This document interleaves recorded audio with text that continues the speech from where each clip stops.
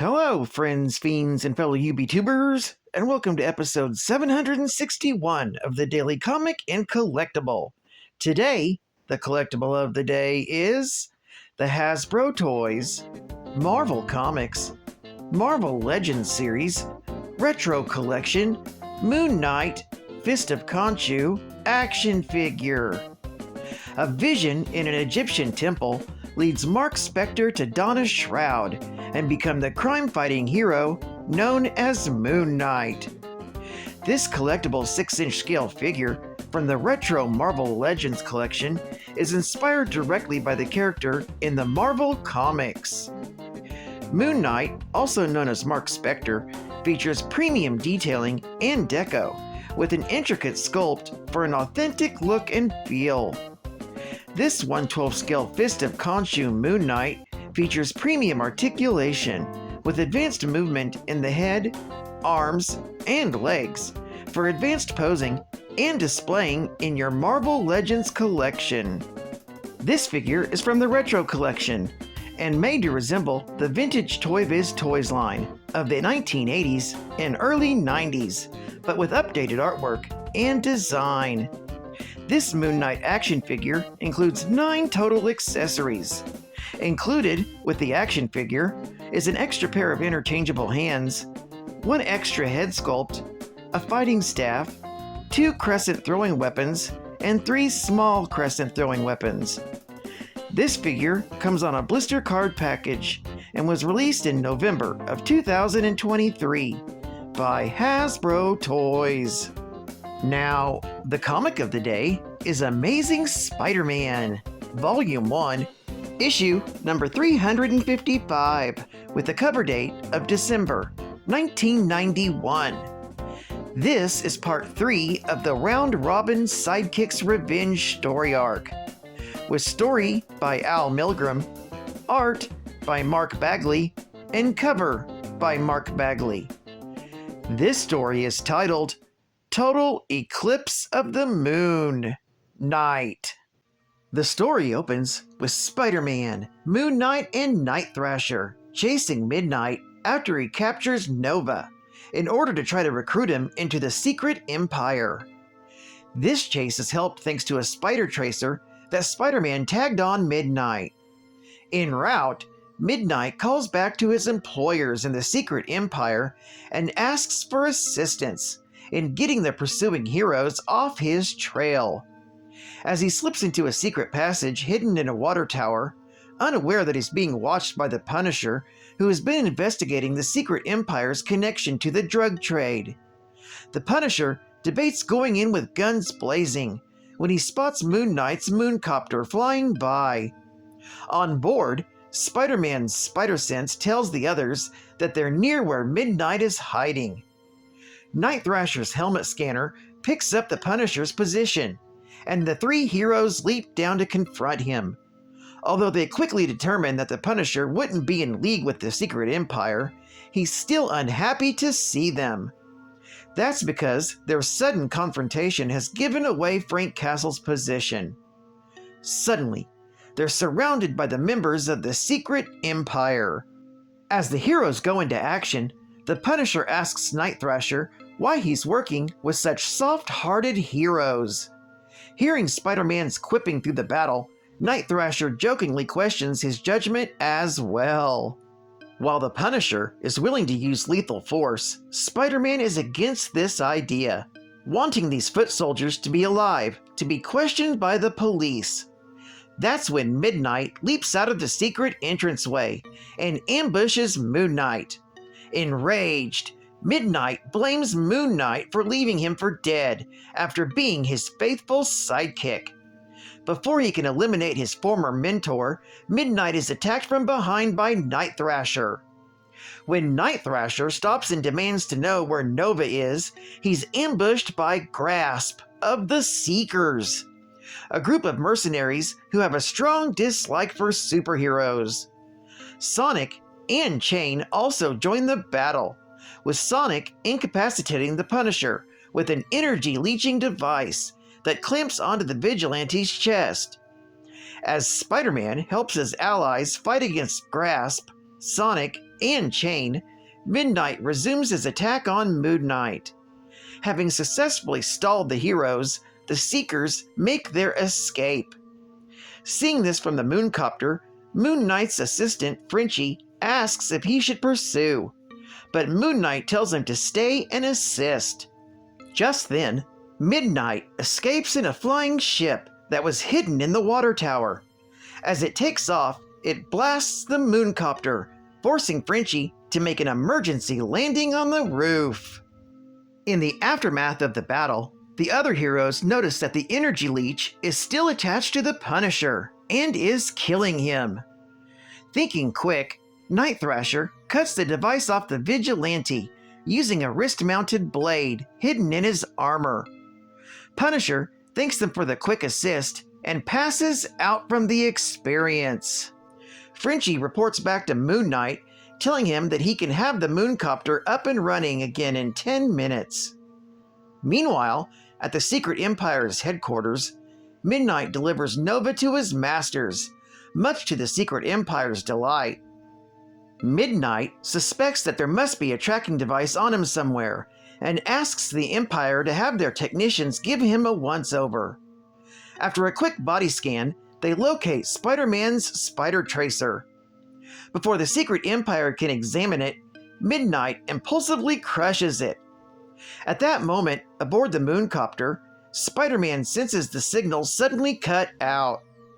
Figuring out their next course of action, Spider-Man suggests that they go to the Avengers. However, the Punisher deliriously begins talking about how his family was murdered by mobsters.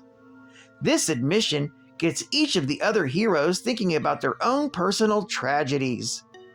Night Thrasher speaks for all of them when he suggests that they need to find Nova on their own. Meanwhile, back at the Secret Empire's headquarters, Elliot Franklin goes over Midnight's cybernetics to prepare them for upgrades. When Number 7 asks when they can do the same for Nova, Franklin points out that since the hero's powers are neutral, they need to do more research as cybernetic enhancements might actually make him weaker. This angers Midnight, as he sees himself as the leader of the Empire's army of cyborgs, and he lashes out. Number 7 reminds him that they will do whatever they think is best for the organization, and threatens the cyborg with a pain inducer. This quickly changes Midnight's tone, and he stands down. As Number 7 turns his attention to other matters, Midnight realizes that there's nothing he can do to improve his situation, as long as his superiors have the pain inducer to keep them in line. Number 7 begins discussing with his associates who will succeed the recently deceased leader, Number 1. When Number 7 nominates himself, his associates begin to argue against his nomination. Seeing a division in the ranks, Midnight begins planning on a means of exploiting this for his own benefit. Uninterested in the future leadership of the Secret Empire, Elliot Franklin takes Midnight into the lab for his upgrades.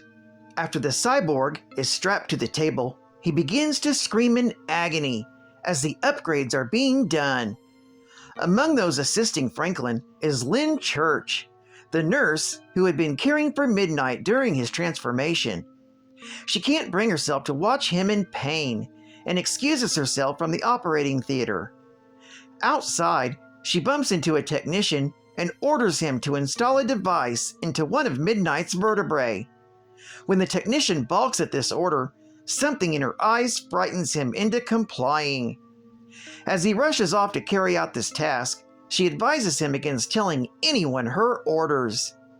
As the technician rushes into the operating room, Lynn's eyes are visibly glowing amid the shadows of the hallway.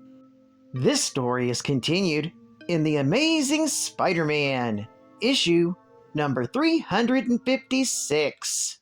Geek Fact: this issue stated that the Punisher had worked alongside Night Thrasher before. That happened in New Warriors, Volume 1, issue number 7, issue number 8, and issue number 9, from January through March of 1991 respectively. These issues were also part of the Heart Choices story arc. Bonus geek fact: Midnight was Moon Knight's sidekick from Mark Spector. Moon Knight, issue number 5, from October of 1989 through issue number 24 from March of 1991, when he was seemingly killed in action. However, as revealed in previous issue, Amazing Spider-Man, issue number 353, he survived, and the Secret Empire rebuilt him into a cyborg. State-of-the-art gaming! Choose from a smashing assortment of socks and belts. Streets of Rage. Ready, fight. Here's a Street Fighter game that'll knock your socks off. New Streets of Rage from Sega Genesis. You get a total of 40 individually controllable attack moves. Uppercuts, headbutts, flying double knee attacks, neck grabs, and jumping pile drivers. You'll need every one of them too to clean up these streets. This neighborhood's crawling with punks, muggers, and urban riffraff. You and a buddy, fighting side by side, take on up to 8 of these toughs at once. Go at them with everything you've got. Pipes, bottles, knives. Dish out justice however you see fit. But remember, you're the good guys. But watch your back. These goons are even more ruthless than you are. Gangs of them come at you from everywhere and keep on coming. So if you want to clean up the streets, don't just sit there. Do something. Get Streets of Rage from Sega Genesis. Sega Genesis. Leading the 16-bit revolution. And with Geek Facts, there's no need to feel down. I said Geek Facts. Pick you up off the ground. I said Geek Facts. The first two will astound. There's no need to feel unhappy. Geek Facts. There's a place you can go. I said Geek Facts. If you really want to know, ask Catman. And the truth you will find that comic books are a good time. Bum, bum, bum, bum, bum. Captain's Final Geek, F-A-C-T. Captain's Final Geek, F-A-C-T. There is everything comic geeks will enjoy. He even has some toys. Captain's Final Geek, F-A-C-T. Yeah! Jeff Wilde was the son of Anton Mogart, the Midnight Man, an old foe of Moon Knight. Jeff confronted Moon Knight himself as Midnight before considering rehabilitation as Moon Knight's partner. While working with Moon Knight, Jeff wore a duplicate of Spectre's costume. His impulsive nature got Jeff in over his head, dealing with the Secret Empire, leading Moon Knight, Spider-Man, and Punisher into the conflict to bail him out. During the struggle, number 7 of the Secret Empire shot Midnight, seemingly killing him in front of Moon Knight. Spectre believed his sidekick was dead, but in fact, the Secret Empire took Midnight away to be rebuilt as a cyborg. Jeff was controlled by the Secret Empire using a pain-inducing device in his head. The control mechanism, combined with his own bitterness towards Moon Knight for leaving him to die, led Midnight to begin willingly working for the Empire. Years later, a man began to kill innocent people and use their blood to form a clock pointing to the time of midnight. Though Moon Knight at first believed it to somehow be Mogart, the villain turned out to be Jeff, stronger than before, and out for revenge on Mark. Wilde attacked Mark at home and left him in a pool of blood before saying that he wanted the entire Moon Knight experience. They then took the battle to the sewers, but Wild pinned Mark to a clock. He was betrayed by Lynn and struck by her. Moon Knight then freed himself and killed Wild by stabbing him in the head with a clock hand. Well, I'd like to thank you for joining me for another Daily Comic and Collectible, and I hope to see you again Wednesday. This is Cutban Comics Man, and I'll catch you on the flip, Thunder Kitties. Over and out.